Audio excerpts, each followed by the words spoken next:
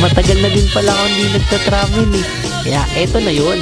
I'll be spending my weekend out of Manila and samahan niyo muna akong libutin ng hidden gems ng Baler. Tara! At after 6 hours of sleeping sa bus, nandito na tayo sa Baler. Bilis, di ba? Saan ba tayo pupunta ngayon? Ano sunod? Pupunta tayo sa Land of the Promise. Ha? Land of the Promise? Basta, makikita mo mamaya. Gawa-gawa lang talaga namin yung Land of the Promise na yan. Ang tunay na pangalan ng area is Di Kasalarin Cove.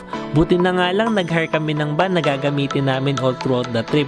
Kasi ang only option mo lang pala ay sumakay ng habal-habal ride pataas from the tricycle drop-off point.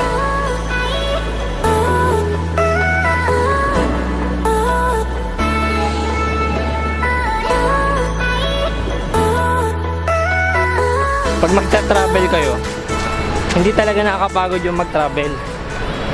Ang nakakapagod, yung mag-picture, yung paulit-ulit na jump shot na hindi ma-achieve.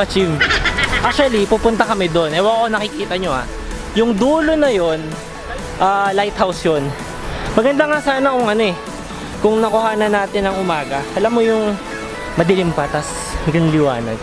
Ganda nun Dinaanan din namin pala yung isang maliit na lagoon na nasa ilalim ng bundok. Honestly, nag-enjoy nga akong maligo eh.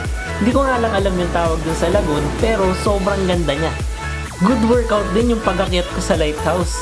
Kaya nung nakarating ako sa taas I made sure to get a lot of photos. Kasi aside sa sobrang ganda, talaga naman nakakapagod umakyat. Lalo akong naging excited nung sinabi nila sa akin na pupuntahan din daw namin yung Artist Village. Dami at ng artista dito eh. Kaya kami dumayo eh.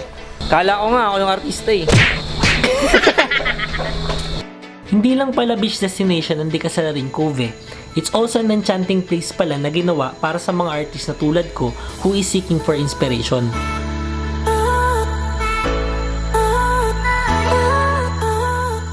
If naghahanap ka naman ng lugar na pwedeng puntahan just to spend some quiet time, the Ifugao House is a perfect place for you.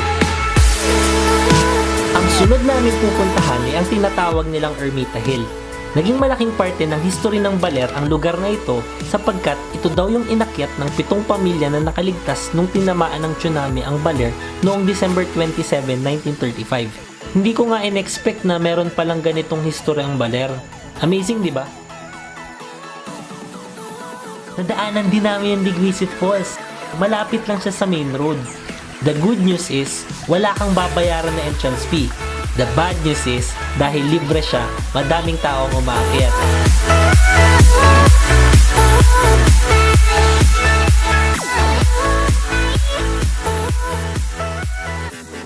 So bago matapos yung araw, we visited the Hanging Bridge kasi isa to sa mga good place to watch the sunset. Kain na kami. Ano energy? Dami din kumakain dito. Siguro stopover to ng mga talaga mga dumadayo dito na. Sipin mo, eat all you can for 200. Bukas dadaling ko kayo sa Vikings. May Vikings dito sa Baler. Malupit. Pero sa ngayon, pahinga muna tayo. Siya paano, bukas ulit. Bye! Good morning! Grabe, kagigising ko lang. Dito nga pala kami nagstay sa Batis ni Juan.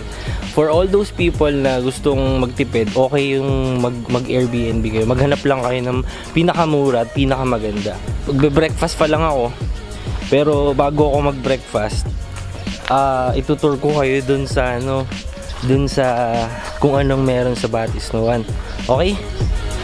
Pakita ko sa inyo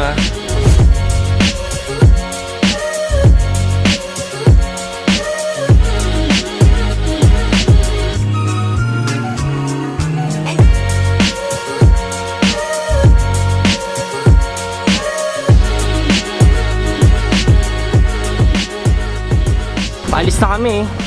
Saan ang next destination natin? Mother Falls. Sige po. Kasamahan yan sina Father Falls. Tsaka si Baby Falls. Papunta na kami doon. Bye.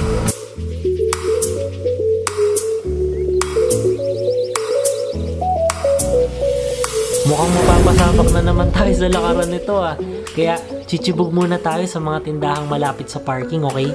hindi makukumpleto ang trip ko sa Baler kung hindi ko to pinuntahan. Magiging memorable nga to sa akin kasi first time kong mag-trek eh.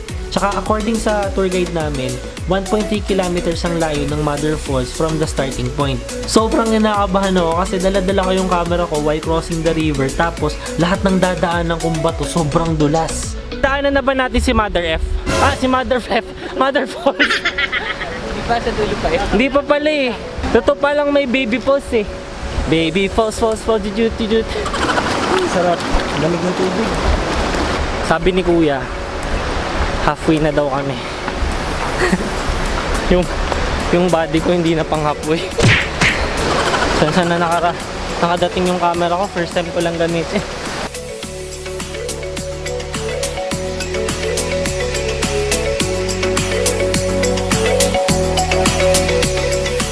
Marbs, kamusta ang Mother Falls experience mo?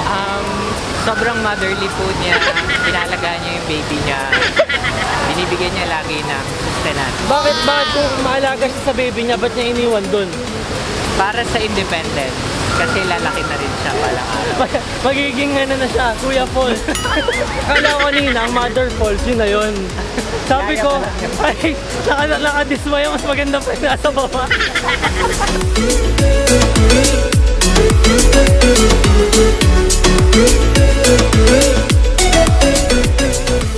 Tapos na kami sa ano eh, sa pag-visit namin sa Mother Falls. Yung Father Falls pala, malayo pala yun. Kuya, gaano nga kalayo yung Father Falls? 6 hours po. 6 hours. One way na pa lang. One way pa lang yun. Tapos yun yung pinakamagandang pinakamagandang area. Kaso pag pupunta ka doon, kailangan isang diretso lang. Yung nakikita nyo kanina na Mother Falls, meron pa daw mga ibang falls doon sa taas. Tas, kuya, ilan yung falls doon? 7 for step, 7. 7 falls, ang dami. Sipin mo na lang, may Mother Falls, may Father Falls. Ano pa yung nasa taas? Yeah? Grandmother Falls, Grandfather Falls.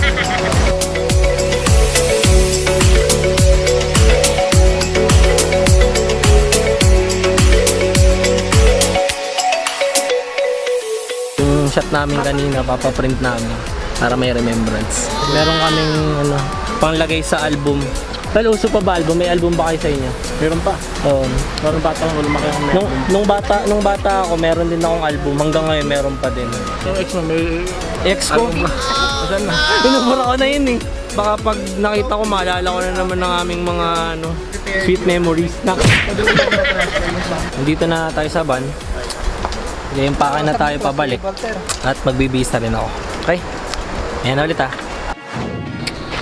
Pwede nang umalis. Pabita! Alis na tayo! Dito na kami sa Viking, sa pinagmamalaking Vikings ng Baler. Malalaman natin kung yung Vikings na yan ay pwede. At least sounds like, diba?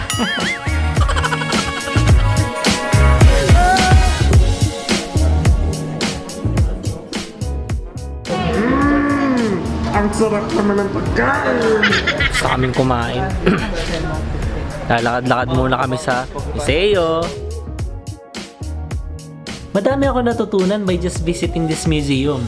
If you want to dive more about Baler history at ang kwento ng mga heroes and ancestors natin, Museo de Baler is the perfect place for you. For just 30 pesos, nagkaroon na kami ng access na pumasok sa museo at bisitahin ang bahay ni Doña Aurora.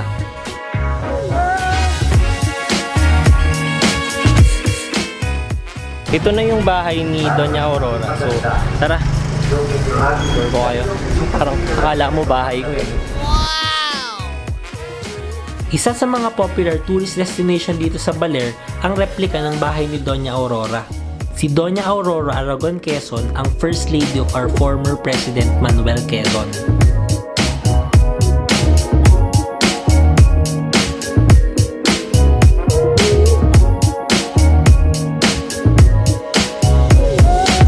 Hindi pwedeng matapos yung trip ng walang pasalubong. So, check muna tayo ng pasalubong dito.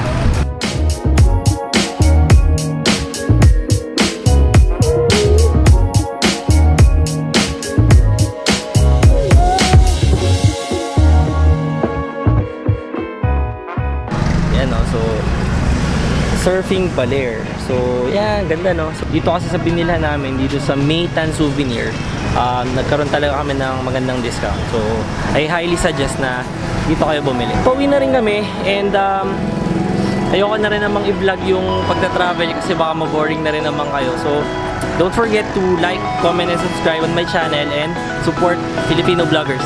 Bye-bye! Oops! Di pa tapos eh. For sure, inaanap mo kung nasan yung famous Sabang Beach ng Baler, di ba? Pasensya na kung hindi ko siya naisama ha. Medyo nawala rin kasi sa isip ko mag-surf eh. Pero, hindi ako papayag na wala man lang ako experience. Ako pa. So, let's settle this right now. I'll see you on my next travel vlog in La Union. This is Lichilicious, signing off.